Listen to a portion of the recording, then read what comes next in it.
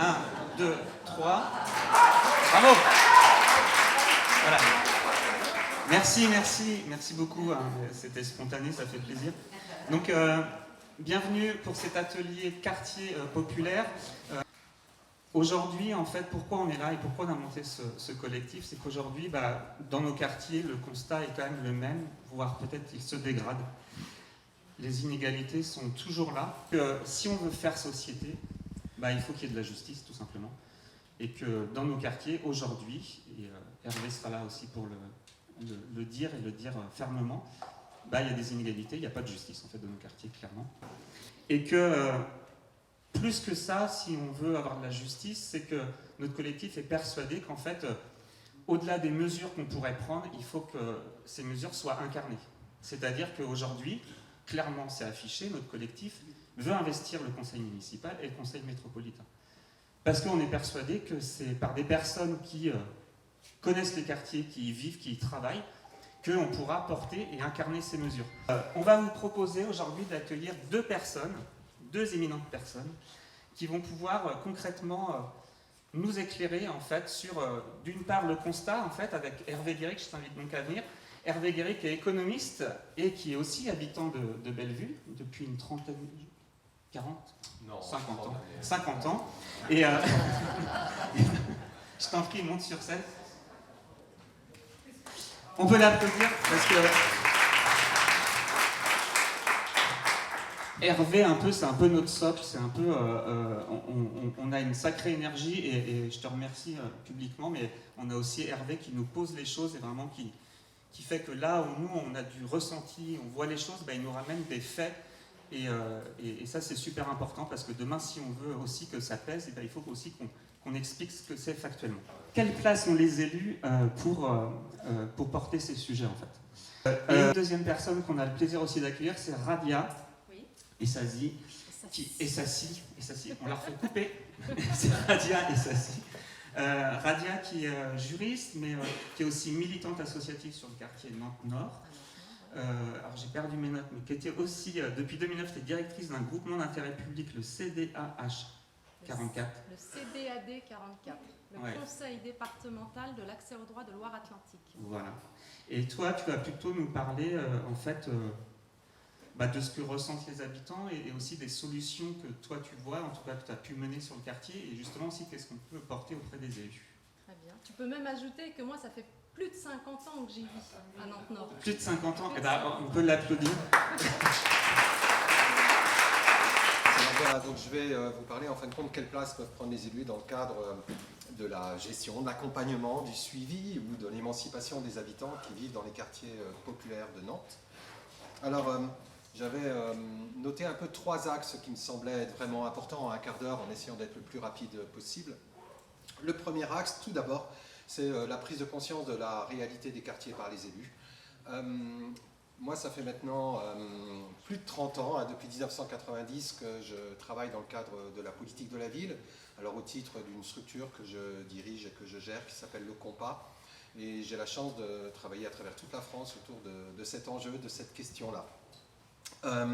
Peut-être simplement rappeler que sur Nantes, comme ailleurs, pendant ces 30 années, j'ai entendu bien souvent le fait de dire « mais vous savez, les quartiers, ça va aller mieux parce qu'il va y avoir une économie qui va permettre de développer les quartiers, parce que quand ça va bien au niveau d'une métropole, quand ça va bien au niveau d'une agglomération, eh bien les quartiers vont aller de mieux en mieux. » C'est la théorie de la locomotive. Vous savez, il y a des wagons, si la locomotive avance, eh bien en fin de compte, les wagons vont suivre derrière et les quartiers, ça va aller de mieux en mieux. Ça, c'était la première théorie. Manque de bol, ça n'a pas marché. Alors on m'a sorti la deuxième théorie, qui est celle de l'élastique. Vous savez, ça avance, mais vous inquiétez pas, à force de tendre, à un moment donné, il va y avoir un effet rattrapage. On pourrait même espérer que les wagons passent devant la locomotive. Je trouve que là, l'élastique, il se distend de plus en plus et je me demande s'il n'est pas cassé, puisqu'en fin de compte, d'un certain côté, la locomotive avance, et si je prends Nantes Métropole, la locomotive elle avance, et pour autant, les quartiers, eux, n'avancent pas. On a développé des outils de suivi, et on voit bien, que ce soit sur l'emploi, que ce soit sur le niveau de formation, que ce soit sur le devenir des jeunes, que ce soit sur la situation des seniors, les habitants des quartiers, leur situation n'évolue pas comme ailleurs. Alors on nous dit aussi, c'est parce qu'en fin de compte, ceux qui arrivent sont plus fragiles que ceux qui partent.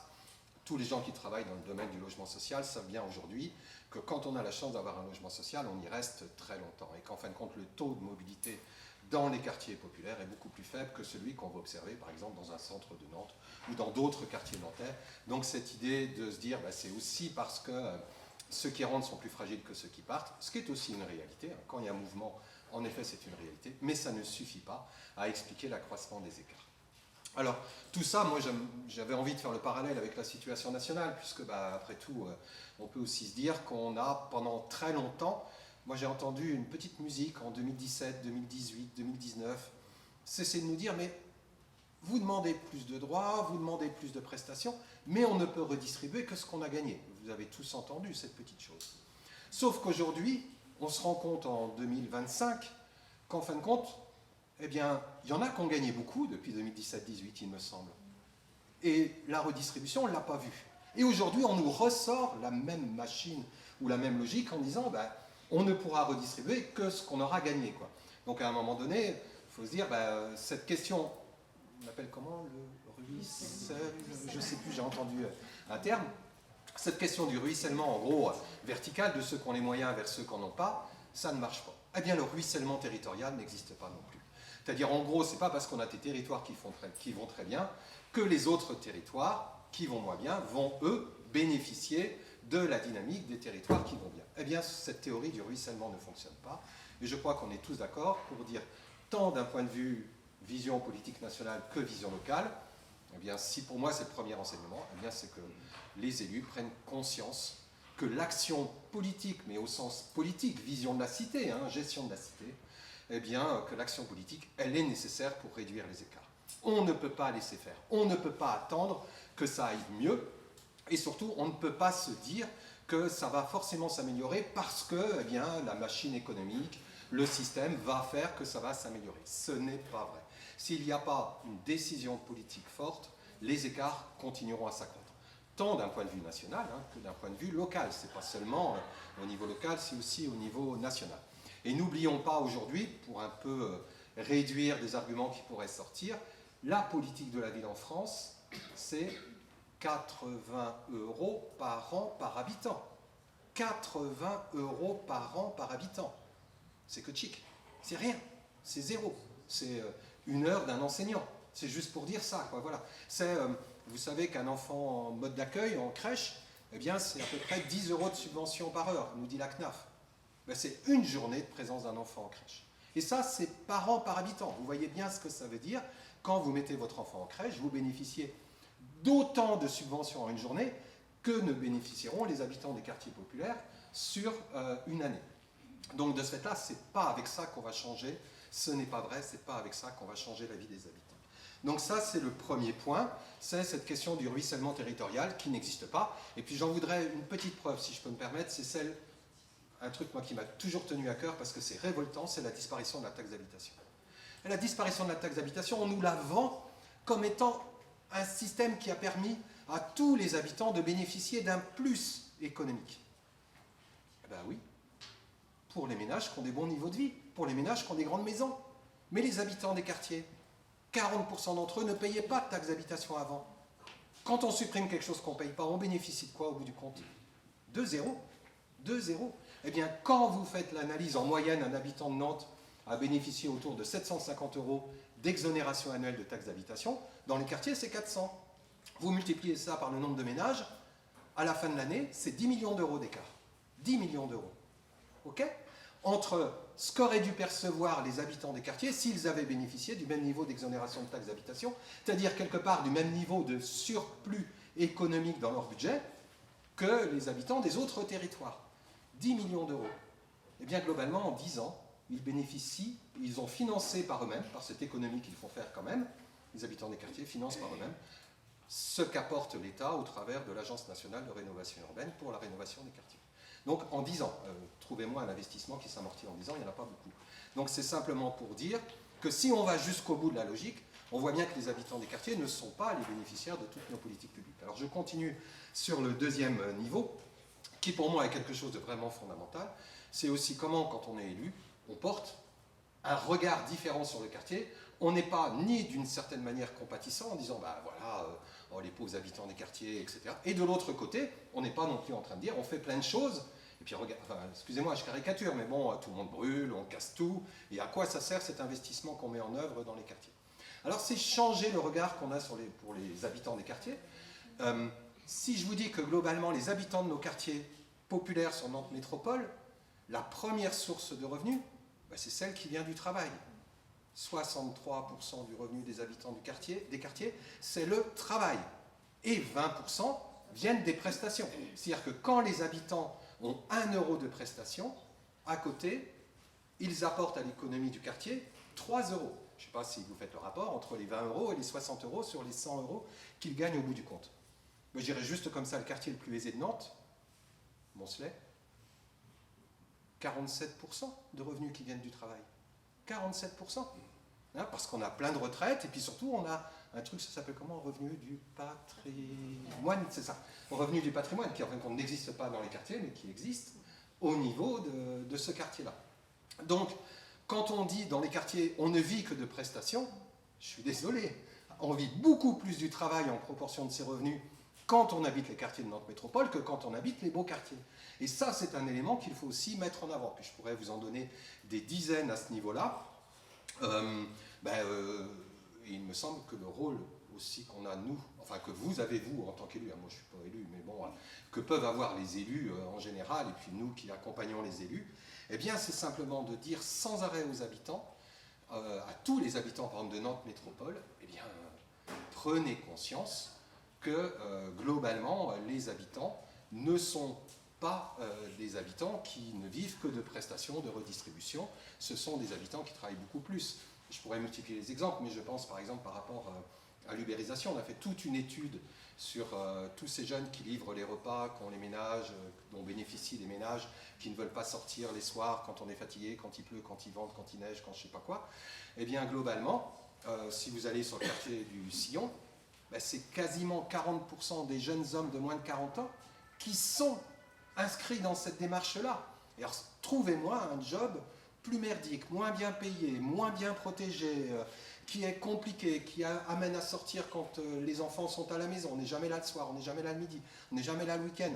Trouvez-moi un job plus difficile que celui-là, moins bien payé, moins bien couvert, et qui malheureusement, qui est réalisé par des habitants des quartiers et par les jeunes des quartiers, dont tout le monde va dire ils ne veulent pas bosser, ils vivent tous des revenus du trafic, etc. Ce qui est complètement faux. Donc c'est hyper intéressant à un moment donné de changer notre regard, de changer notre vision et de considérer que globalement, voilà, les habitants des quartiers, on a besoin de lutter contre les inégalités et il faut modifier le regard qu'on peut porter sur eux. Je pense aussi à l'orientation professionnelle post-troisième, qui est vraiment très très forte. Un jeune sur 2 dans les quartiers est orienté vers la voie professionnelle, ce qui n'est pas un souci. Là où il y a souci, c'est quand on veut avoir un stage, quand on n'a pas forcément des parents qui peuvent nous aider, on voit bien que les jeunes des quartiers, ils sont complètement, puis souvent discriminés en plus. La question des mobilités, la question du non-recours au droit, aussi, qui est très très forte dans les quartiers et qui fait que quelque part, là aussi, en termes de dignité des habitants, on peut se dire que le regard qu'on porte sur les habitants, bien, c'est qu'il y a aussi beaucoup de non-recours et les gens ne cherchent pas forcément à faire valoir tous leurs droits tout le temps. Puis peut-être qu'on en reparlera tout à l'heure sur la nécessité de l'accès au droit. Et puis enfin, donc, troisième point, c'est la question du non-recours aux politiques publiques. Et là, je crois que c'est là-dessus qu'on a le plus à prendre conscience et que les élus ont le plus à investir. Il y a ce fameux côté où on va dire que les habitants des quartiers ils bénéficient de toutes les prestations, ils bénéficient de tout et de toutes les attentions. Vous savez, sitôt qu'il y a un petit problème dans un quartier, on y est, on y va, on développe des choses, etc. Et puis, on est persuadé que parce qu'on a mis en place un système de tarification proportionnelle lié au quotient, on en donne plus pour les habitants des quartiers, puisque bien évidemment les habitants des quartiers ayant des niveaux de vie plus faibles, eh bien globalement on leur redonne plus parce qu'ils payent moins cher l'accès aux services. Eh bien quand vous analysez l'accès aux services, c'est tout l'inverse.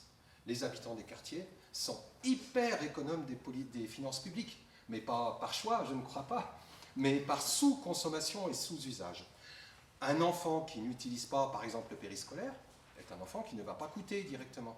Par contre, un enfant qui, lui, va utiliser le périscolaire, même s'il paye le taux maximum, il ne paiera jamais le coût réel de la prestation.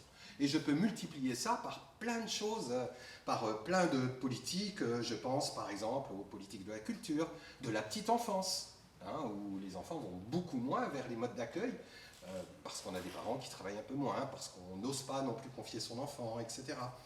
Les politiques culturelles, c'est assez fort, les politiques de loisirs, les politiques de mobilité, hein, quand on voit le coût d'une gare ou le coût du transport aérien en termes d'économie, de taxation ou autre, on se rend bien compte que ce n'est pas les habitants des quartiers qui vont consommer beaucoup de nos politiques publiques.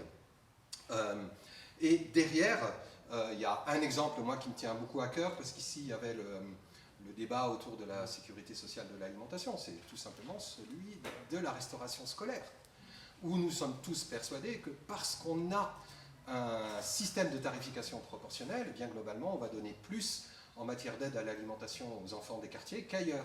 Eh bien c'est complètement faux. Partout où nous on a pu faire les études, partout où on a pu analyser les données des collectivités locales, on met en évidence que globalement, comme les enfants vont très peu à la restauration scolaire, moi qui suis un habitant de Bellevue, j'ai pu le mesurer, que ce soit, comme Jamal, à travers l'école du Plessis-Cellier ou surtout à travers le collège, qui faisait partie avec celui du Breil, Rosa Parks, qui faisait partie des deux collèges qui n'avaient pas de cantine à l'intérieur de l'école, du collège.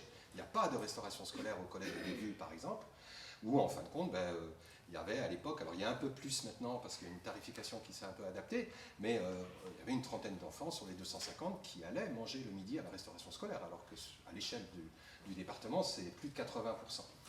Et globalement, on va dire, bah oui, mais comme ils payent moins cher, on va redonner plus, mais c'est archi faux, puisque, admettons pour moi, si je payais, si mes enfants se trouvaient avec un niveau de tarification à 5,50 € ou 6 € le repas, et le petit voisin qui, lui, ne payait qu'1 €, on peut dire, quand il va à la restauration scolaire, le coût du repas étant de 12 € à peu près, d'un côté, lui, il va bénéficier de 11 € de prestation, et puis toi, tu vas bénéficier de 6 € de subvention de la part de la collectivité.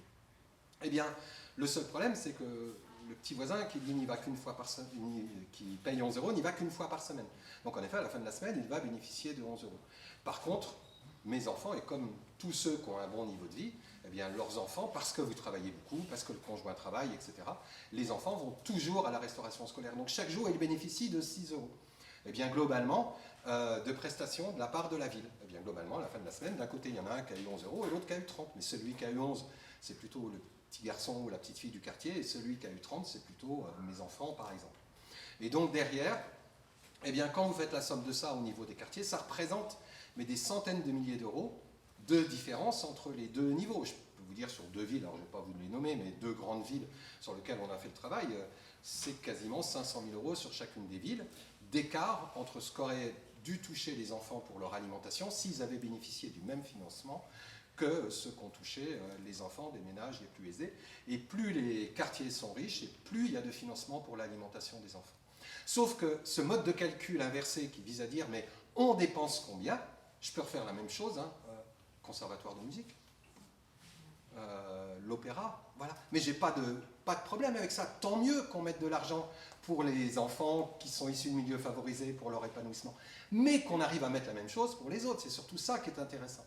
Donc comment on arrive aujourd'hui à avoir comment est-ce que je pourrais dire, une politique plus équilibrée et surtout de mesure de ce qu'on apporte au niveau des habitants des quartiers par rapport à ce qu'on peut apporter au niveau des habitants des autres quartiers. Et je redis, nous pouvons faire la même chose sur le sport. Le sport, on est persuadé que dans les quartiers, il n'y a que des sportifs, il n'y a que des enfants qui pratiquent le sport, 2 fois moins qu'à l'extérieur des quartiers. 2 fois moins d'enfants inscrits dans les clubs qu'à l'extérieur des quartiers. Et pour les femmes, c'est 3 fois moins. Donc c'est sûr qu'on voit bien qu'on a ici un déséquilibre en matière d'usage des politiques publiques. Et donc, je pense que pour moi, c'est le troisième axe, c'est comment les élus peuvent, à un moment donné, calculer ces montants-là et re-questionner l'accompagnement vers les politiques publiques. Donc, en conclusion, le premier point, c'est prendre conscience qu'on ne peut pas laisser faire, c'est pas le ruissellement tout seul, c'est pas une économie libre, comment est-ce qu'on dit, le libéralisme économique qui va permettre de trouver des solutions. Ça, c'est faux. S'il n'y a pas d'interventionnisme, ça ne passera pas. Donc c'est le premier point. Deuxième point, c'est de lutter contre les inégalités et les injustices sociales. Hein. Bon, par exemple, un des points moi, qui me marque beaucoup, c'est 50% des enfants dans les quartiers vivent dans un logement surpeuplé. 50% des enfants. Question de la réussite scolaire, question derrière qu'on peut avoir aussi sur les tensions ou les violences intrafamiliales, question du bien-être et puis aussi du vivre à l'extérieur, puisque bien évidemment quand je rentre et puis que de l'école et qu'il y a beaucoup de monde dans mon logement, j'ai plutôt tendance à sortir, ce qui est logique. Et derrière, comment on accompagne, et là je pense qu'il y a un vrai travail à mener. Moi ce que je rêve c'est d'avoir, mais ça existe un petit peu, hein, ça se développe, ça peut être des centres sociaux, ça peut être des associations, mais c'est des espaces type coworking dans tous les quartiers, c'est-à-dire qu'on ait un espace d'accueil où un ado peut faire ses devoirs de manière tranquille, reposée, sans avoir du bruit, et comme ça il réussira ses études. Ce n'est pas en étant à 3 dans une même chambre avec un petit frère et une petite sœur que je vais pouvoir faire mes études et réussir de la même manière que les autres. Donc voilà, c'est juste qu'on puisse mettre en place, parce qu'on ne pourra pas pousser les murs des logements sociaux, c'est pas possible, mais qu'on puisse mettre en place des réponses de ce type-là. Je vous parlais tout à l'heure de la question des 50% d'enfants qui sont orientés vers la voie professionnelle, contre 20% à l'extérieur des quartiers, hein, vous voyez la différence, hein, 2,5 fois plus. Eh bien, la voie professionnelle n'est pas un problème en soi, ce qui est un problème, c'est le fait de trouver les 20 semaines de stage dont on a besoin sur les 3 années. Or, pour tous ceux qui ont eu des enfants en 3e ou en seconde, dites-moi que jamais vous, en tant que parent, vous n'avez aidé à trouver le stage à vos enfants. Jamais. C'est votre enfant qui l'a trouvé. Donc de ce fait-là, comment on fait quand on a moins d'accès à l'emploi, quand on n'est pas en poste de responsabilité dans une entreprise, pour fournir un stage à ses enfants? Donc là aussi, par exemple, petite proposition, un bureau des stages présent dans tous les quartiers. Dans tous les quartiers, un bureau de stage, et on essaye d'accompagner individuellement chaque enfant pour qu'il trouve un stage et qu'il ne soit pas en situation de passer tout son temps à se désespérer, mais aussi à être victime de discrimination, puisque là aussi, je pourrais en parler beaucoup, de la question de la discrimination pour les habitants et les enfants des quartiers. Donc ça, c'est un peu le deuxième axe. Et puis le troisième axe, c'est lutter contre le non-recours aux politiques publiques locales. Comment on accompagne l'accès aux politiques publiques locales? Comment est-ce qu'on est en capacité, je pense par exemple par rapport à ces 80 € là, comment aussi ces 80 € permettent de faire le lien sur passer d'un dispositif culturel de quartier vers un dispositif culturel municipal. Comment est-ce que ça peut permettre de mieux utiliser la restauration scolaire? Comment est-ce que par exemple on peut offrir une fois par semaine un repas aux mamans qui viennent chercher leur enfant à 11h45 ou 11h30 à l'école, eh bien qu'on leur propose une salle dans laquelle elles puissent manger le même repas que les enfants et que le petit garçon ou la petite fille puisse manger lui à la restauration scolaire, pour aussi qu'on montre que la qualité du repas, etc., c'est aussi bon. On peut avoir comme ça de multiples propositions qui peuvent se faire et être vraiment dans utiliser ces crédits qu'on appelle politique de la ville pour amener vers l'usage de ce qu'on appelle dans le cadre de la politique de la ville le droit commun, mais enfin qui est pas beau, moi j'appellerais ça nos politiques publiques locales. Et puis enfin pour finir, et puis je m'arrête là, promis Mathias, c'est aussi prendre conscience que les habitants des quartiers, puisqu'ici on est dans la fête de l'écologie, c'est ceux qui consomment le moins d'énergie, c'est ceux qui sont le moins consommateurs de nos énergies fossiles aujourd'hui. Contrairement à ce qu'on pourrait penser, là où il y a le moins de voitures par ménage, eh bien c'est dans les quartiers populaires. Ça paraît aller de soi, mais ce n'est pas le cas dans l'esprit de beaucoup de monde. C'est là qu'on a des vieilles voitures qui polluent, etc. Mais qu'on arrête ce genre d'idée qui est complètement fausse et ridicule, et qu'on cesse de se servir des habitants des quartiers pour justifier le fait qu'on ne doit pas faire évoluer le parc automobile. Enfin, vous avez entendu ça, je crois, ces derniers temps, pas mal, de la part notamment d'un discours d'extrême droite. Et puis, ça peut être aussi sur l'énergie, le fait que c'est là où on utilise le plus les transports en commun pour aller travailler. Hein, les habitants des quartiers sont ceux qui, pour aller travailler, utilisent le plus les transports en commun. On en a parlé souvent avec Jamal. Prenez le tramway à 5h, venez place des Lauriers à 5h du matin, et vous verrez toutes ces mamans voilées qui sont là, et qui sont présentes, et qui vont bosser, qui vont travailler dans les entreprises.